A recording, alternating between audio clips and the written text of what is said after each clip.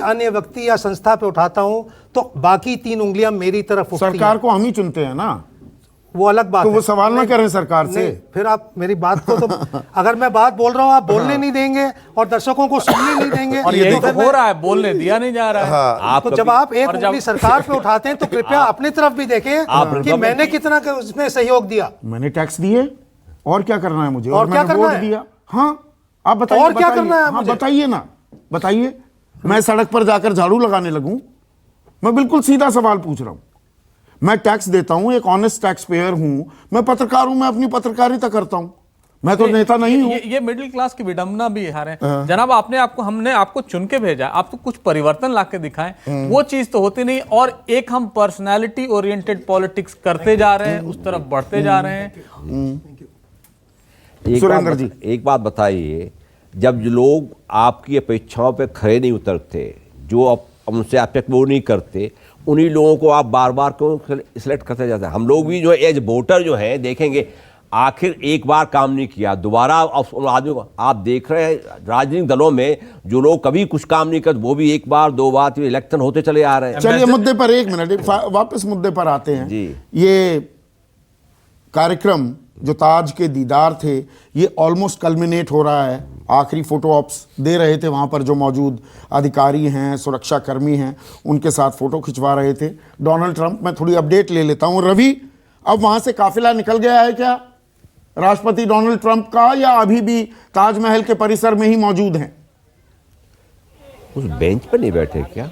संदीप, आपको बता दूं कि बस थोड़ी ही देर में डोनाल्ड ट्रंप का काफिला जो यहाँ से निकलने वाला है, क्योंकि ताजमहल को देखने की भी जितने भी उनके ख्वाहिश थी वो पूरी हो चुकी है। ताजमहल को हर एंगल से उन्होंने देख लिया है। ना सिर्फ डोनाल्ड ट्रंप और मेलेनिया ने, बल्कि उनकी बेटी इवांका और उनके दामाद थे, वो भी आए हुए थे। और अब अंधेरा भी हो गया है, जाहिर सी बात है। ऐसे भी अमूमन ताजमहल को 6 बजे के बाद बंद कर दिया जाता है, तो अब जाहिर सी बात है अब थोड़ी देर बाद वो यहाँ से निकलने वाले हैं। और क्या यादें लेकर जाएंगे, ये जब उनका बयान सामने आएगा संदीप, ये देखने वाली बात होगी कि वो ताजमहल को लेकर क्या बयान देते हैं। क्योंकि अहमदाबाद में तो उन्होंने हिंदुस्तान के बारे में बात की है, लेकिन मोहब्बत के शहर योगी जी ने जो मेहमान नवाजी की है उसको देखकर अब क्या रिएक्शन देखने को मिलेगा संदीप, ये देखने वाली बात होगी। क्योंकि कल दिल्ली में काफ़ी व्यस्त कार्यक्रम है, इसलिए मुझे लग रहा है कि अब यहाँ ज़्यादा कार्यक्रम नहीं बचे हैं। जो तोहफे यूपी सरकार की तरफ से उनको दिए जाएंगे, चांदी की चम्मच होगी, एक छोटा सा बना हुआ संगमरमर का जो एक शो पीस होता है वो दिया जाएगा। उसके बाद सीधा वो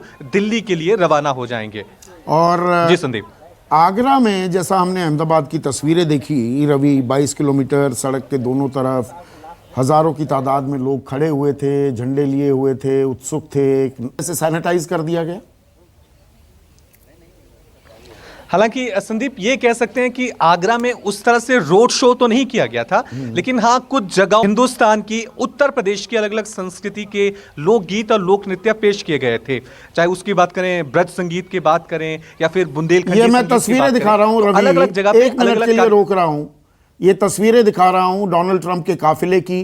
ताजमहल से निकल पड़े हैं, अब एयरपोर्ट की ओर रवाना होंगे और फ्लाइट लेंगे। बहुत ही छोटी सी फ्लाइट है। आगरा से दिल्ली की दूरी आप जानते ही हैं, लगभग 200 किलोमीटर की है। और दिल्ली में हवाई अड्डे पर उतरेंगे और आईटीसी मौर्या में उनका इंतज़ाम किया गया है उनके ठहरने का। वहाँ पर चाणक्य स्वीट जो है उसमें वो रुकने वाले हैं अपनी धर्मपत्नी के साथ। रवि, ये मैं तस्वीरें दिखा रहा हूँ, आप अपनी बात जारी रखिए। हाँ, तो साफ तौर से संदीप ये कह सकते हैं कि अब ताजमहल का दीदार करके ट्रंप यहाँ से रवाना हो रहे हैं।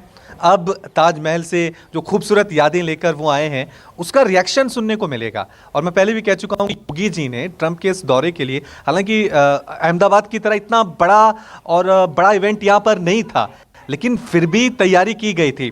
400 साल पहले ताजमहल बना था 3.5 करोड़ रुपए में। हालांकि उस कीमत और आज की कीमत में तुलना नहीं कर सकते हैं, लेकिन जो खर्चा हुआ है वो भी हो गई है। क्या उसको भी नहीं, आपने जो बात कही थी ना रवि, उस बात पर हमारी गर्मा गर्म बहस हो गई। ब्रिगेडियर संजय तो ये कहने लगे कि भाई अरे आप सवाल उठाते हो, चश्मा हरा लाल भी बता दिया गया और कि उंगलियां 3 अपनी तरफ भी देखो। यानी कि उनका सवाल ये था या उनकी आपत्ति ये थी, सरकार से सवाल क्यों पूछ रहे हो, खुद कुछ क्यों नहीं जाकर करते। तो बात वही थी कि भैया सरकार तो हमने चुनी है, तो सरकार को काम करना होगा।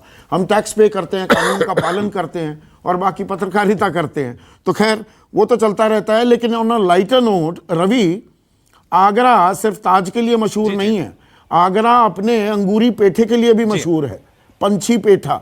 और आप भी ले आइएगा 2-4 डिब्बे अपने लिए। अंगूरी पेठा भी खाया क्या देखिए डोनाल्ड ट्रंप ने? देखिए मैं ये कह सकता हूँ संदीप की मोहब्बत की नगरी में अगर मिठास जो नजर आती है वो अंगूरी पेठे की नजर आती है। आप आगरा जब एंटर होते हैं तो ताजमहल तो आप बाद में देखते हैं, लेकिन हर एक दुकान जो होती है एक छोड़ के वो पेठे की दुकान होती है। हाँ, उसमें क्योंकि नकली भी बहुत है ना, उसमें ताजमहल नकली के भी बाद- बहुत है। पंछी की जगह पक्षी भी, जिनको जी। पता नहीं पंछी पक्षी एक जैसा लगता है। बिल्कुल बिल्कुल संदीप, ये कह सकते हैं कि ये जो मिठास है, क्योंकि यहाँ पर इतनी ज्यादा दुकानें। तो रवि, अभी आपसे और जानकारी